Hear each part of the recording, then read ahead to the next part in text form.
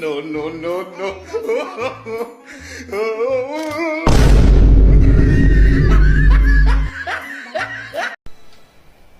Hindi man tayo ang itinadhana hanggang sa huli.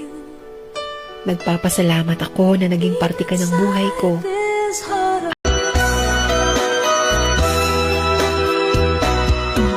Di ba sinabi mo ako lang ang mahal?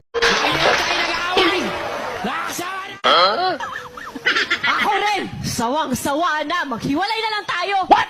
Hiwalay kong hiwalay! Hoy! Mas gugustuhin ko na maging hampas lupa ako buong buhay ko kaysa lukuhin ko yung sarili kong mayaman ako!